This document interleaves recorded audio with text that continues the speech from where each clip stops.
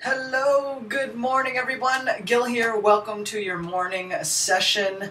If you can see me clearly and hear the screen, I'm sorry, if you can hear me clearly and see the screen, please go ahead and confirm in the GoToWebinar control panel. A big good morning to you guys.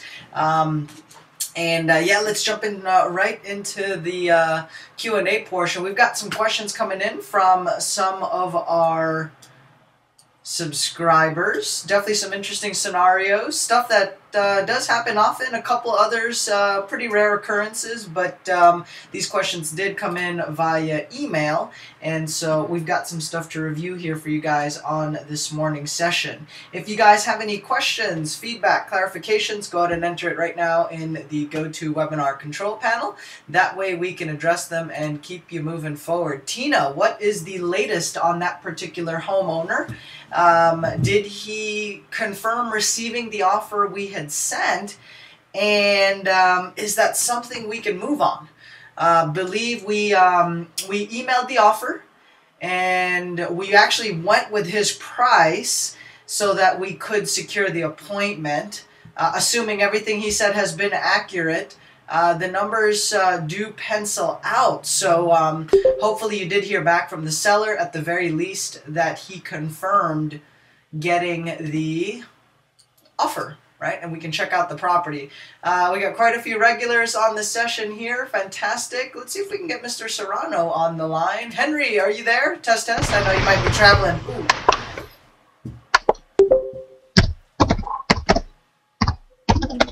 Henry, I got you unmuted. You should be good to go. Do a mic test? Oh, can't talk. Got it. Okay, let me put you back on mute then. No worries. But I know you were in transit. A couple updates for you. We are working on that Norwalk deal, and I sent a message over to Christina. Haven't heard back from her. Just wanted to check in to make sure that everything is moving forward as scheduled. The contract was signed by our buyers, or sent over to escrow. They should have received it on Tuesday, yesterday, with the check to open escrow. The last I heard from Christina, she was ordering the termite inspection and getting a general property inspector out to the property. So hopefully you heard from them. Excellent. So yeah, hit me up today. Hopefully we got an update on the status of that particular lead or deal so that we can move forward on it. Good morning, Bill. How are you doing this morning? Hey, I'm doing fine, Gil. Excellent, excellent. It looks like you're coming out loud and clear. We got quite a few questions on here. Let's jump right into some of the scenarios that came in via email and on the forums. All right. One of the investor here writes, okay, folks, I have a house under contract. Okay. The seller learned about a lien on the title. Hold on, let me make this bigger. That she was unaware of from the ex-spouse.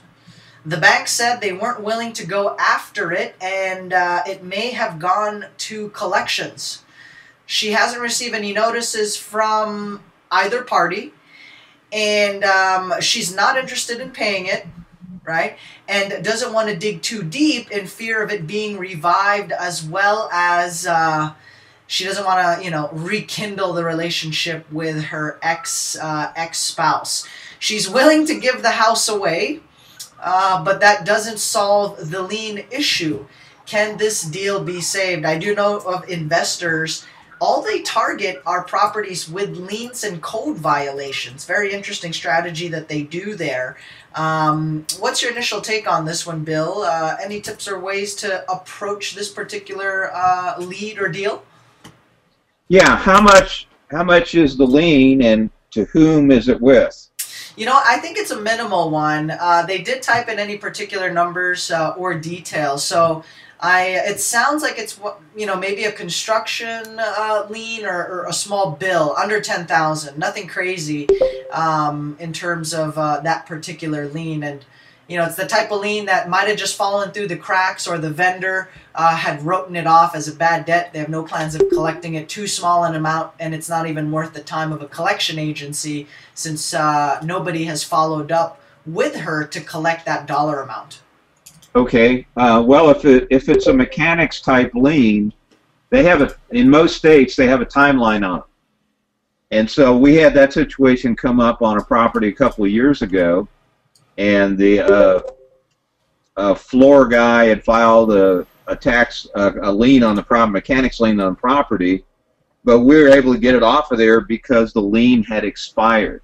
In other words, they have to take action within a certain period of time or renew those liens in order for them to stay active, and that's usually the case with mechanic liens. If it's a different type of lien, you know, like the spouse didn't pay a credit card bill or something like that, we're dealing with that right now.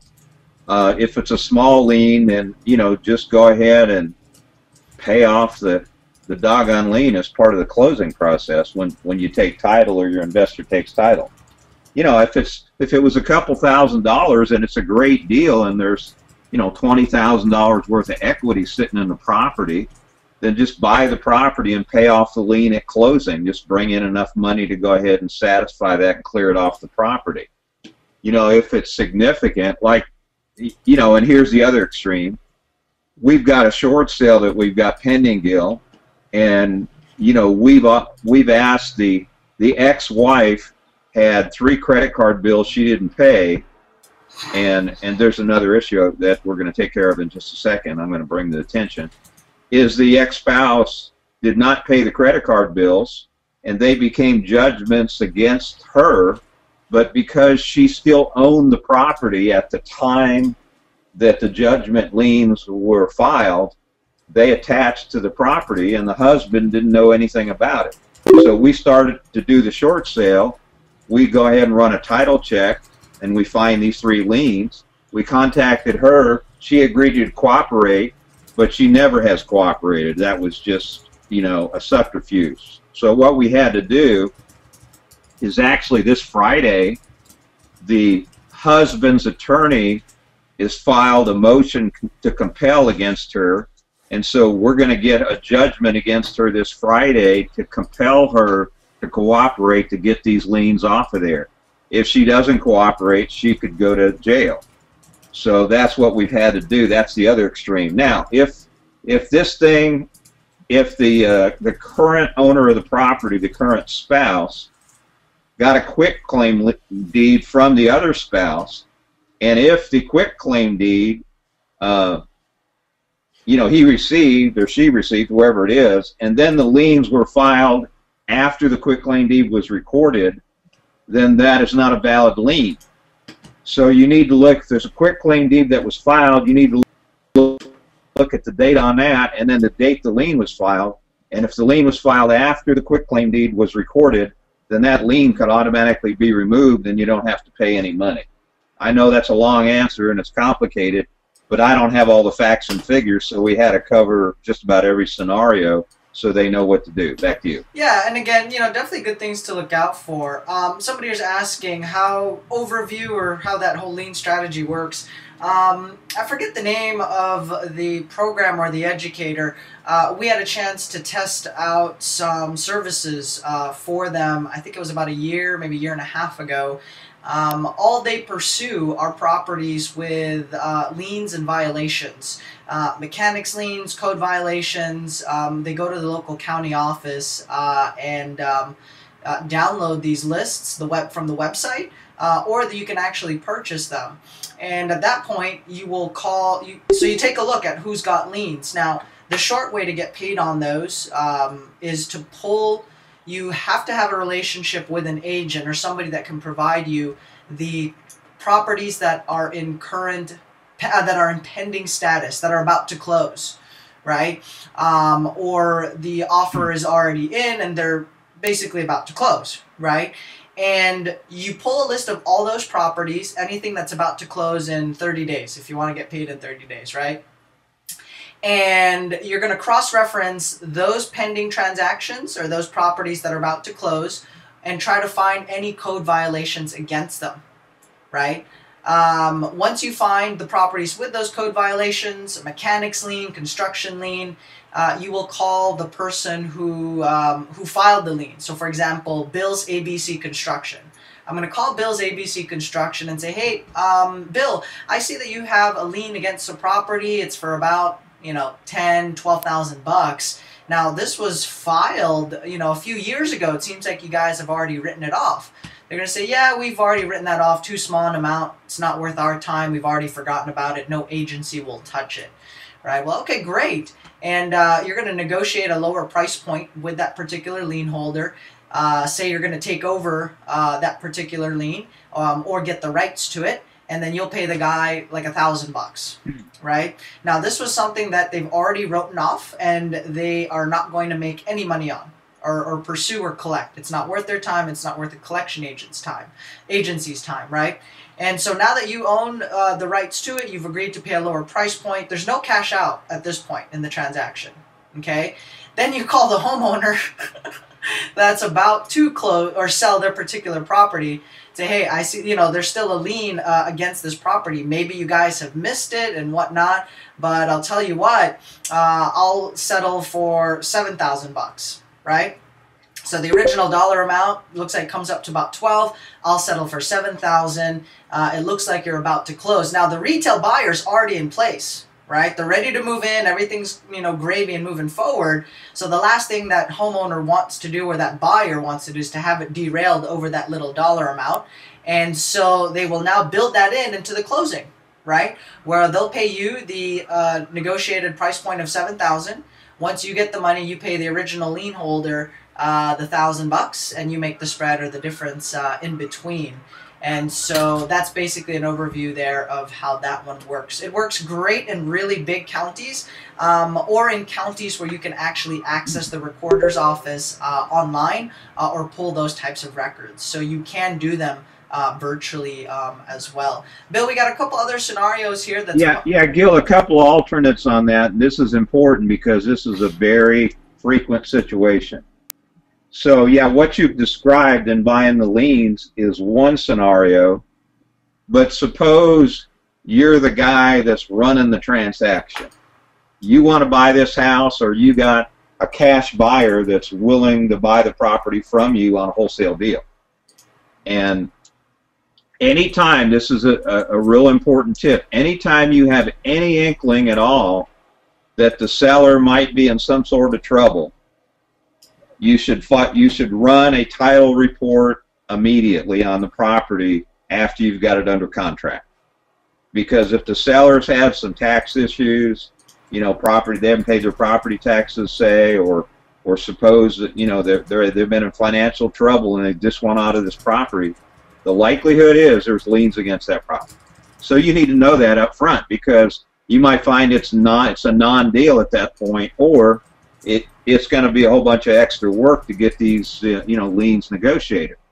Now, what I did on this one property that I described, the short sale property, I've done this many times with the state, with the IRS, with judgment lien holders, is if I'm controlling the deal and I really don't want to buy the judgment liens, what I really want to do is make the $30,000 profit from the property. What I will do is I'll contact all of the lien holders that have liens filed against the property, and I'll do what you had just suggested. I will go ahead and negotiate a discounted payoff on each one of those judgment lien holders. But here's $1 million strategy. Suppose there's not enough money in the deal to pay all these lien holders, and suppose they won't take a discount. Sometimes they just won't take a discount, Gil. What do you do then? Well, the answer is you get them to release their lien for a certain amount of money, but they don't have to take a discount, because a lot of these people won't take a discount. Now what do you do? Well, you say, let's say they're owed $7,000 and they want the $7,000. They won't take a dime less. But what they will do for a certain amount of money, especially if the judgment is old, they'll take they'll release the lien from the property if you can show that, especially if you can show to them that the property that the lien is against is going into foreclosure. So especially on a short sale, if you can show them the property's going into foreclosure, they're going to lose their money anyway. So now, you know, they're willing to take $500 or $1,000 or whatever it is to go ahead and release their lien from the property, and they still retain the right to go after the debtor, you know, for the full amount. It's just no longer a secured lien on the property. And so that's one of the ways that we've done it in the past, by paying money at closing to get the liens released. So if you can't take the discount, then see if you can get them to release the lien for a certain amount of money to get it off the title of the property. That way you can go ahead and close, and you don't have to pay them until the deal actually closes and the money is paid out of closing. Bingo. Yeah, again. What's the next question? Next question. Hold on one second. Here we go. What would you say to the following seller? He's 85 years old, owns a property free and clear, and overpaid for it in 2008. His son-in-law is going to inherit the property, so the son-in-law doesn't want him to sell, right? He's a self-proclaimed investor and an expert in the local market. Every day, the son-in-law says he's going to come over and help him do the rehab. And every day, he does not show up. The poor old guy keeps saying, I sure would like to sell, but my son-in-law does not want me to. So a couple things with regards to this situation, guys. With the way we pre-screen our sellers, we want to know who's involved in the transaction or who's helping to influence the decision. Sometimes they are actually the decision maker, but they're not on title, right? So like in this case right here. So with this son-in-law, I mean, if he wanted to do a deal on it or move forward, I think by now he definitely should have done something. Not a good sign that the guy keeps flaking and moving forward. How would you approach this particular seller? 85 years old, wants to sell. He's got an annoying son-in-law telling him not to, but is not following through. Well, I mean, is the property free and clear, and what's the value, and what's the after repaired value, and is the property free and clear? On the follow-up email or the details, because I had sent him a private message on this one, it looks like there's some equity in it. It doesn't look like a straight wholesale deal, so some maybe limited equity. Okay. Well, it's got limited equity. It needs a bunch of work. I mean, is it a deal? That's my question is, you know, there's small amount of equity in the property. You know, is by the time you figure out the amount that's owed on it plus the amount of repairs that's required, you know, is there any equity left after that? I mean, that's the first question. The guy overpaid for the property. It sounds like it's a deal that. It's not a deal, or it's a deal where there's very little profit in the deal. So that's the first question, is figure out how much work it needs, how much is owed, and what it's worth after it be fixed up, and see if it's even worthwhile getting involved with. So that's the first question. And also you could utilize that information as well, you know, to get the son-in-law out of the deal. I mean, if you can present if you feel like it's a deal for you, but it's not really going to be worth the son-in-law's while to get involved in the deal because there's no real profit in there. I mean, that's what I think. I think maybe the son-in-law doesn't know all the facts and figures. I mean, we had a short sale property like that, and all the heirs thought there was a bunch of equity in this property, and when they found out there was no equity, they bailed out instantly. So, you know, that's what you need to do. You need more facts. What's the after repaired value? How much is actually owed on the property today? And then how much work does it need? And is there any profit to be made on the deal to begin with? So that, I don't think we have enough information yet. And if so, how much profit is in the deal in comparison to the work that it needs? It may not be worth getting involved. It sounds like a deal that you need to pass on and move forward.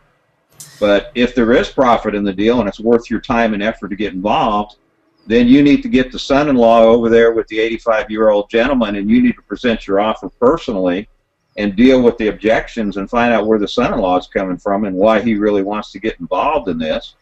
Is it just financial, or is there emotional reasons involved? If there's some emotional reasons involved and it's not really about the money, then you're probably not going to be able to do this deal. So I think we need more information, and then you need to present, if the numbers do make sense, present the offer to both parties and see what they say. Back to you. Now we're working on we're in the middle of a scenario here right now where it's an inherited property, and they just had to kick out the tenants. So we showed up actually when the sheriff arrived to evict the tenants. The new homeowners, or the people that inherited the property, the mom and the son came out to the property as well. The mom is the one on title. The son is the one who seems like he's making the decision on this, and we're trying to figure out who the real decision maker is in the transaction, and if they're really motivated. Right now, the homeowner, is asking full retail on a property, and retail, yes, if the house was fully fixed up, but they are just coming fresh off of an eviction. The property does need some TLC and fixing up.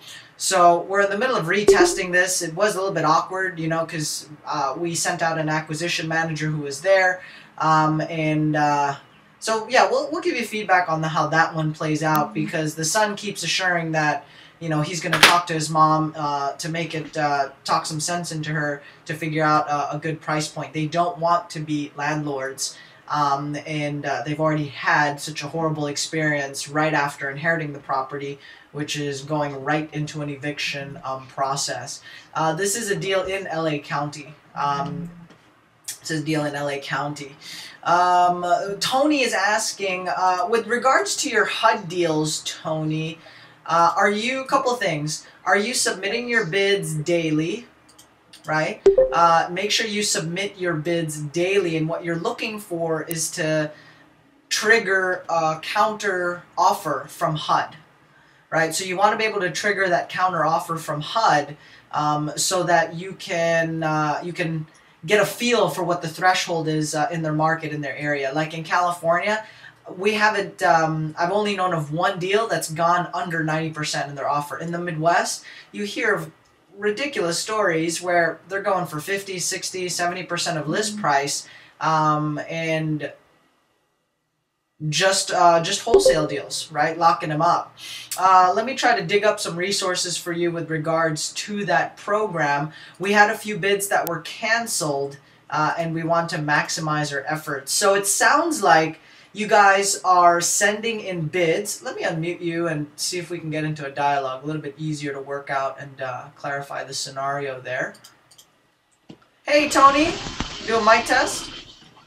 Can you hear me? Yes, I can hear you. How's it going?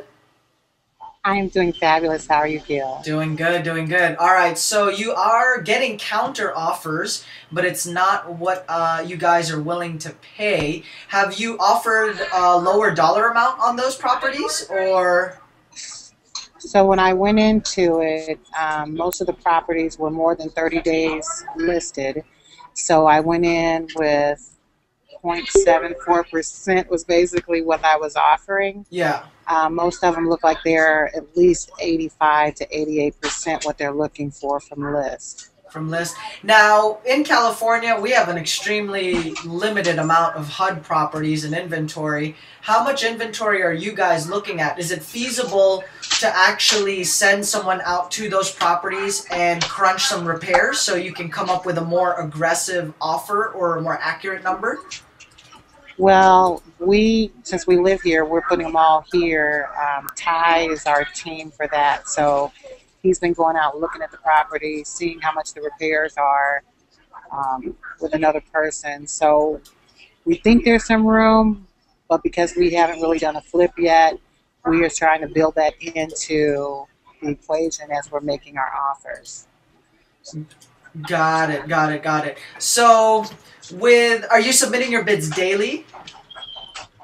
No, I think that's the question. When we first get the counter back, I don't send anything back, because I think I've seen some training where someone said you just want to resubmit a all together new bid versus the same one that you were working with. Correct. So, for example, a couple of things. The bids have to go in daily. Now, you guys are getting accepted offers, but it's not a cash offer or a wholesalable deal.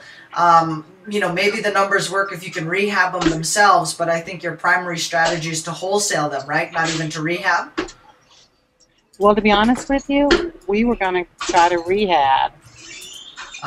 So you guys aren't even looking for major margins because you're rehabbing these particular properties. I would make the following adjustments. Talk to the HUD agent to make sure that they submit the bids in daily.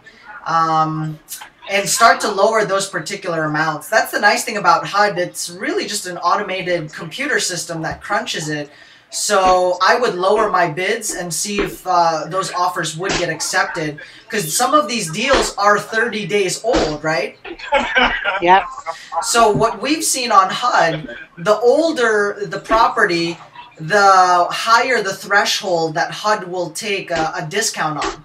Right, since they have new inventory that they need to put onto the market, so those properties are the ones that are let go for a deeper discount. But I would lower my bids and then start submitting those daily. Other than that, there's not much.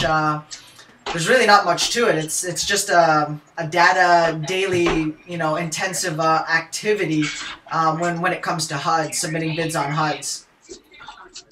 Okay, thank you. Awesome. And then let me see if I can pull some other resources that might be able to help you guys with your HUD pipeline. You don't have to live in the local market. That's a good question, Jennifer. You don't have to live in that market to flip HUDs. You just have to have a local agent licensed in that area to submit your bids. The only cash that will get tied up is your deposit. And the maximum deposit on these deals for, like, let's say you're dealing with like $500,000 would be like $1,000, right? And you will only send in your deposit once you verify that it is a deal. So you have 24 hours to review the accepted offer or to turn it away. I think we do have some initial training on HUD. Also, to kind of give you some clues as to what the competition is like in your market. Why do we submit bids daily? Couple of reasons. It's just an automated system that you are sending these offers to, and there's some sort of algorithm. So there's two ways you can attack and figure out that pipeline. Number one, if you take a look at the properties that HUD has sold in that area, you can actually calculate and figure out what their sweet spot is, right? And you automatically know what is that initial discount that they will accept on the offer. Also, take a look at your HUD counters, Tony, because the HUD counters will give you clues as to how much competition you have, right? So, for example, if there's only 5 bids on a property, then that may not be a high demand for that particular deal in that area. Right? So that can work in your favor because if there's no action on a particular property, right, then HUD's more likely to let that one go since nobody's interested. But when you're in a market like Los Angeles County, you have tons of offers coming in, so HUD's not going to take a discounted offer because there's 500 other bidders, right? There's just, you know, they don't need to take a discount. They don't need to unload or make room for new inventory. I'm trying to find the video on here on HUD. And video 19, how to estimate rehab repairs and reviewing HUD counters. So definitely check this one out since, again, it gives you clues to your HUD pipeline, right? If there's such high competition on a property, then your discounted offer is less likely to be accepted. If there's minimal competition, then submit your offers daily, okay? Because there's minimal, there's less competition. They see that your offer is the only one coming in, so they might as well just take it, right? That's kind of like the simplified approach there. So check out video 19 on interpreting your HUD counter offers. All right, so hope that one helps there. What are the other questions? Somebody here's asking, can tracking down owners on Facebook, does it work? Has anyone else had success doing it? This only worked for us once in the last year and a half, We had skip traced the owner information using Accurint, FindTheSeller.com, and a couple other vendors, and they did not respond to any follow-up direct mail that we had sent. And so our last resort is to just go ahead and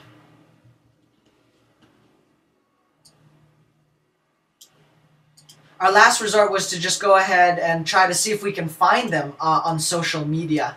Oddly enough, we were able to spot them on Facebook and on LinkedIn, and we didn't want to seem like complete stalkers, so we weren't sure how they would take it, but they were very responsive. It wasn't as awkward a conversation as we thought it would be, and it turns out they were interested in selling, and we were able to move them forward, get an offer accepted, and do a deal on it. That one was a unique one because there was a single family property sitting on a lot that was zoned for multi-units, and in certain zip codes in Los Angeles, that can be in such high demand for it. So it worked for us once. That would be my last resort, since it's a ton of data entry and researching. I mean, you can outsource it. You don't have any other leads to pursue, then go for it, right? Go for it. If you're dealing with a vacant property on the block, right, boarded up, you've seen it 6 months ago, a year goes by, 3 years go by, then that could be a smoking deal, right? You could be 3 feet from gold, so it may be worth doing all that additional skip tracing or searching for them online via social media. The Rolls-Royce, I believe, of skip tracing services is Accurint. They have made it a little bit more difficult or challenging to get an account with them. You have to have a physical address. You have to verify your company information. But I do believe it is worth the process. Let me see if I can pull up some notes on skip tracing and see other posts. Accurint.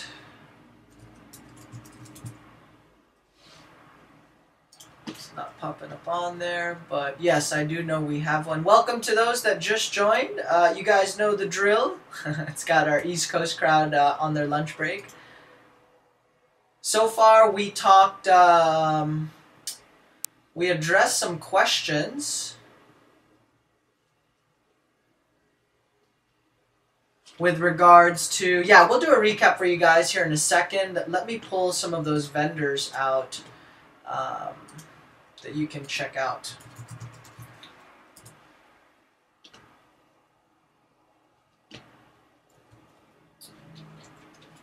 Cost-wise, it can be pretty hefty. There are a little bit cheaper alternatives. Bill has, I know Bill's used these guys, or he does know the creator of the program. FindTheSeller.com is another option that you guys can check out.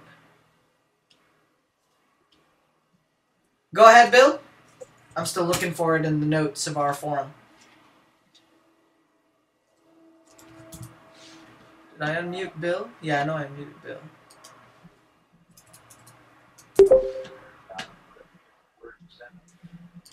Bill, did you hop on a call? Yep, sounds like Bill just took a call on his end. But yes, FindTheSeller.com. FindTheSeller.com.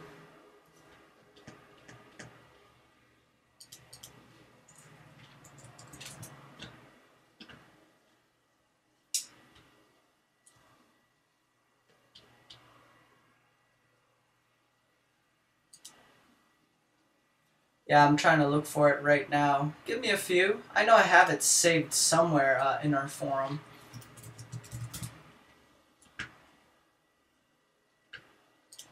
Here we go. Alright, check out this list, guys.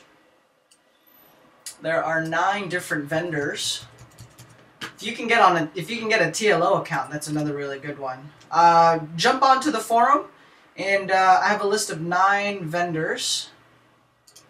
So in our workflow or the process, right, if we can't reach them via any particular marketing channels, or we can't find them online easily, some leads are moved forward to the skip tracing.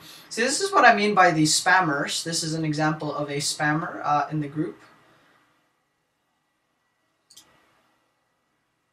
He's got a Ford Explorer. So if you and your friends are about to get banned. Kadoosh. Alright. Jump right back into some of the questions that's popping up. Tony. Oh, not Tony. Tina does have an update. He got back to me in the evening and said that he did not see the offer. Okay, told him to check his spam email and let me know the email address that it came from, or you advised him on where it was coming from. He said he would check again and let him know. I would call him mid-morning to continue the process. He was very friendly on the phone and sounded excited to be receiving the offer. Fantastic. He really does like talking to you better than any of the guys that have gone at bat to attempt to have a conversation or dialogue with this particular seller. And so, yeah, let us know, because the numbers do look good. And if his feedback is accurate, then we may have a deal on our hands that we can purchase from you. Just wholesale it to us directly. Love the San Diego market. I absolutely love the San Diego market. And I'm sending that to everybody that's on the session as well, these list of vendors. Some of these do vary in price points. I think the Rolls-Royce would be Accurant and TLO.com. Pricey stuff. But very comprehensive, in their data, right? If you have a home run deal, it may be worth going through the application process.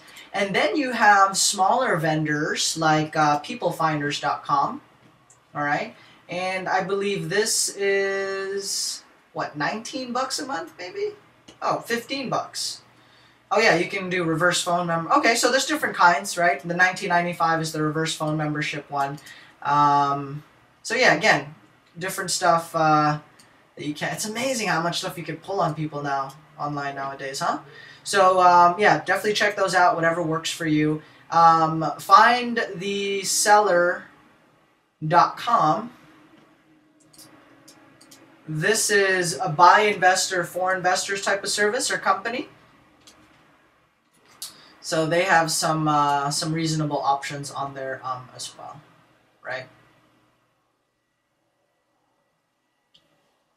I have personally tested, have an account with TLO.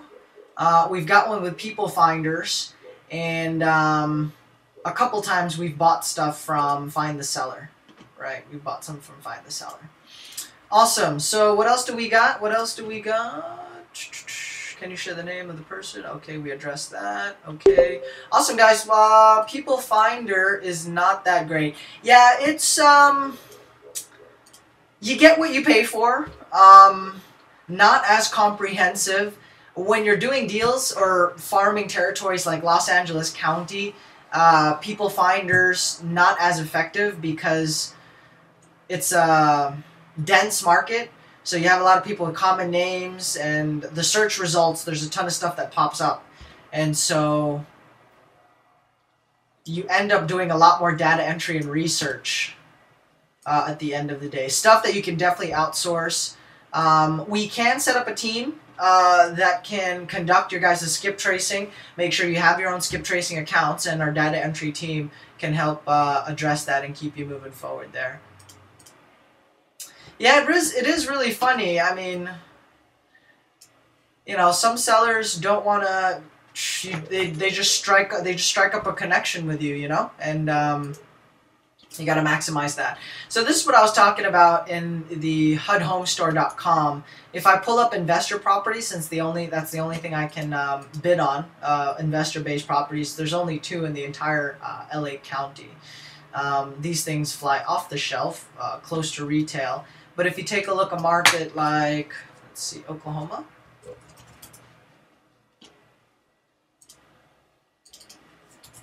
I don't know that county exactly. Maybe it helps if we switch the county.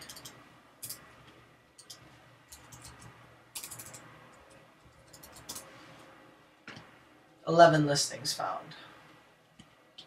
So a lot more. Some stuff that's been sitting on here for quite a while. And that's why you do want to submit the bids daily, or we recommend they do, because your competition on average will submit a couple offers. Or normally they'll just submit 1 offer. And when that doesn't get accepted, they automatically mark their lead or that deal dead, and they move on to other leads. And so now you have less competition, and you want to keep submitting your bids, showing that you are active, you are interested, the property just keeps sitting on there and is not sold. Might as well go to you, the consistent bidder, you make me think I might want to move to Oklahoma.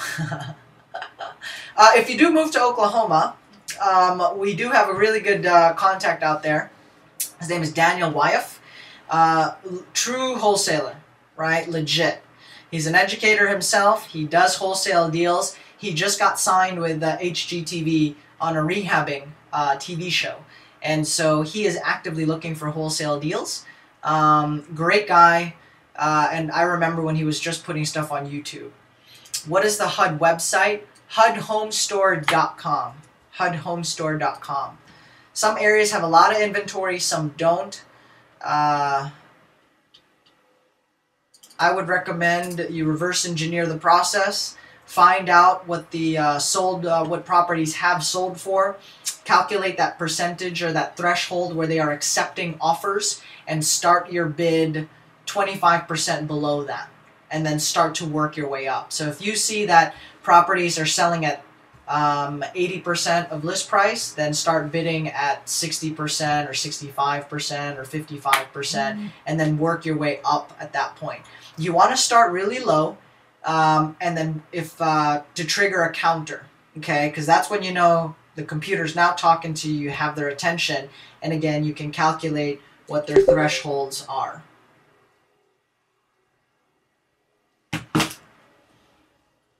Okay, tornadoes in Oklahoma might not have the house you buy. Very true, Tina, very true.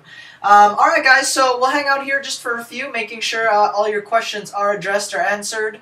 I do see some regular faces, I see some new ones on here. Brian, we've exchanged a couple messages today about possibly working out a one-on-one program. I'll have Bill give you a call today so that he can find out exactly what you're looking for and customize something there for you. Right? I find that a lot of the inquiries we get from one-on-one coaching, some of these guys are already in the business or have done a deal.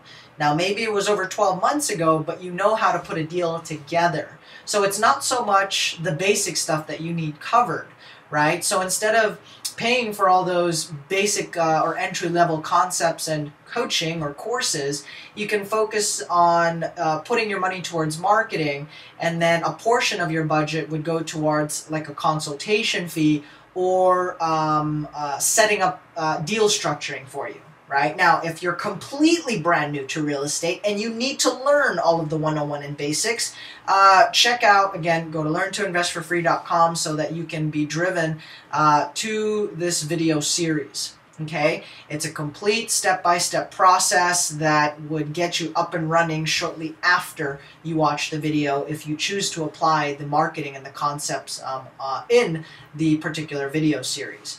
Right?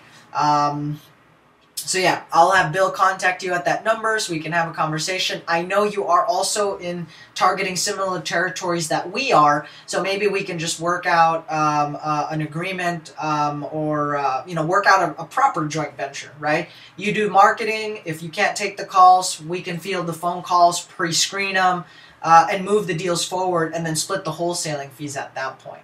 Right. So again, we're open to different ways we can work together. My biggest priority is that whatever you have available in a in capital or budget goes towards marketing, right? Otherwise, you can, if you're just paying for somebody else's consultation fees and time, what do you have left over to structure deals?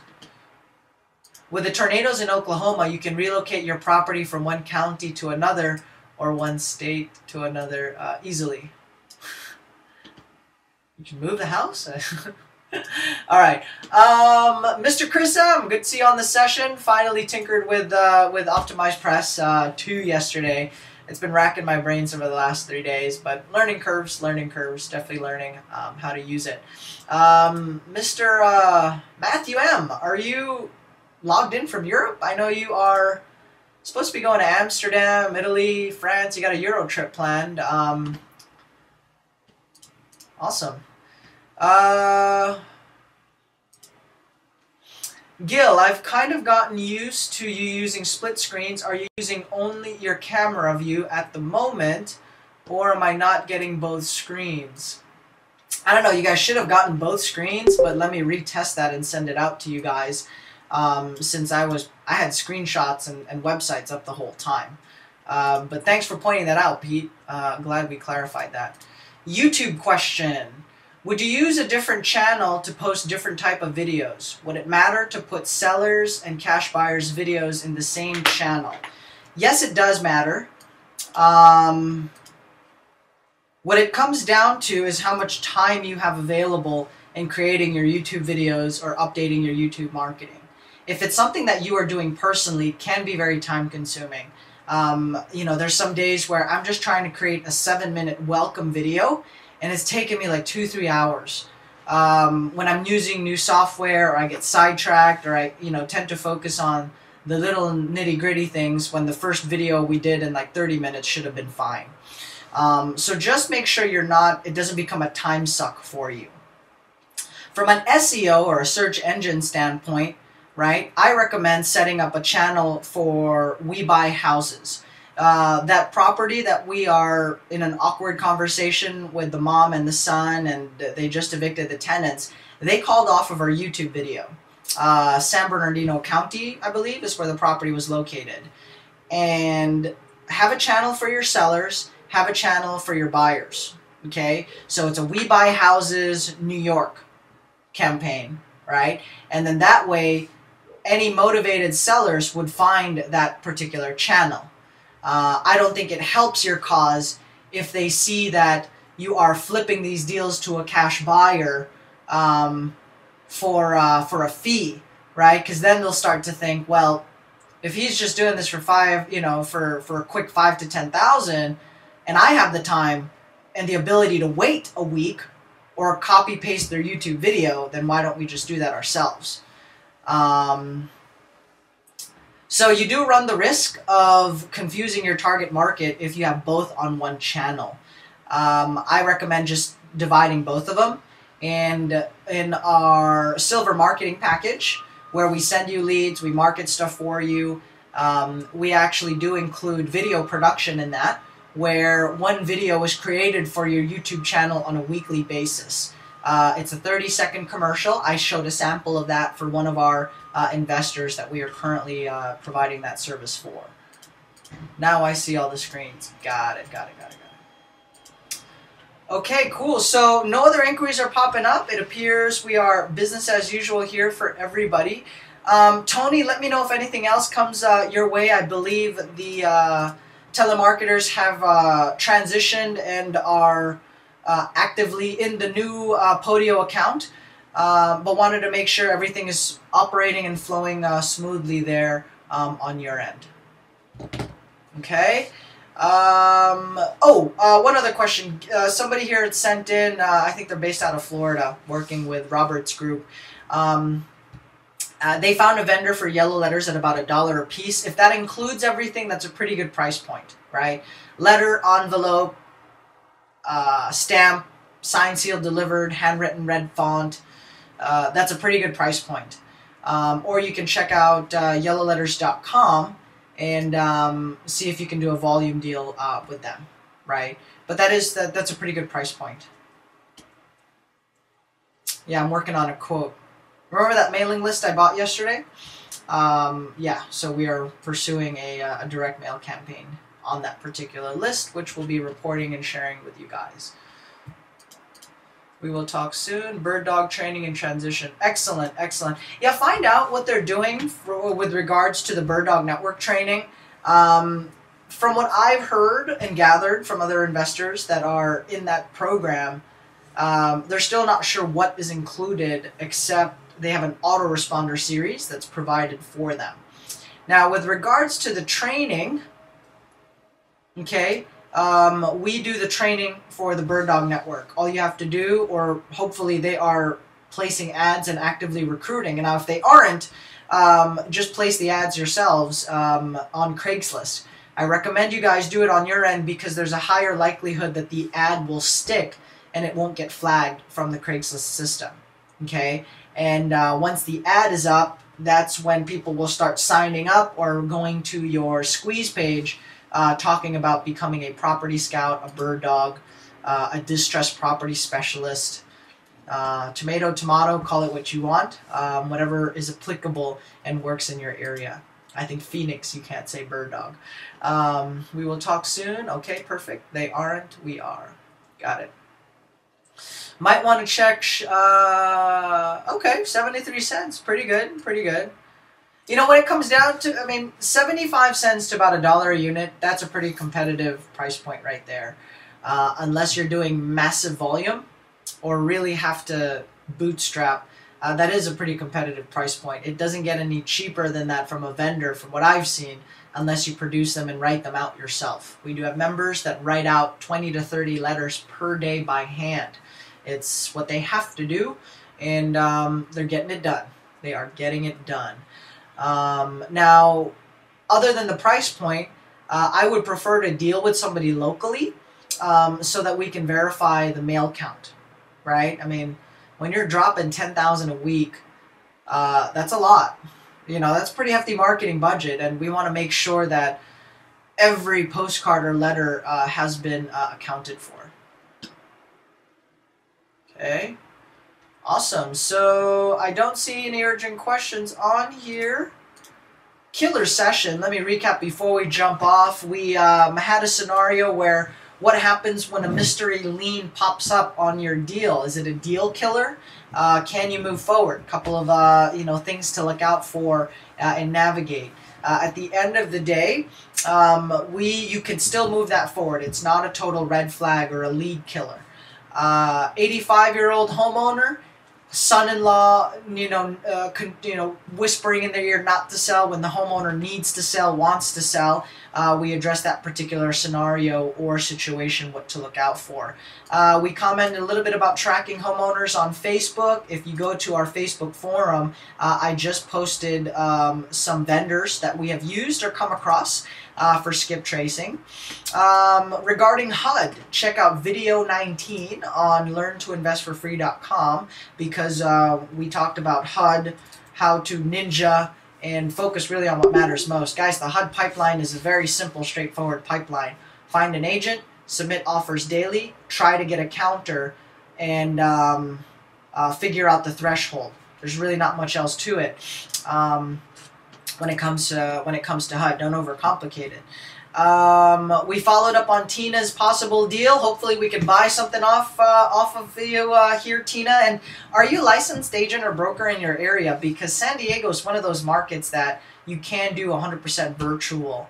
And so I'd like to have a conversation with you about the marketing you're doing there, on what are you doing with leads that are dead or do not accept your offer. for a cash or a rent to own. If you have anything available to pursue, I do know of somebody who would be happy in pursuing these particular leads and work out a referral fee, right? Your worst case scenario with any of your marketing campaigns is to have a referral fee where you can break even by selling each lead to another investor or another specialist or somebody else in your area, okay? And you can start out that way. Once you start increasing your volume and improving your lead generation, where it's coming in consistently now, then you can actually structure or renegotiate your relationship and work out a better profit share or split, right? And you can just focus 100% on lead generation at that point. Lastly, Sayaka asked a question about YouTube. My recommendation is to split your campaigns or your YouTube channels, one for finding motivated sellers and one for finding cash buyers. Okay, that way you don't confuse the marketplace. You can alternate your posts so that you don't become a full-time video editor, posting a cash buyer video 1 week, and then the following week you can post a video about finding motivated sellers. We have a nice YouTube video training series that we had put together for you guys.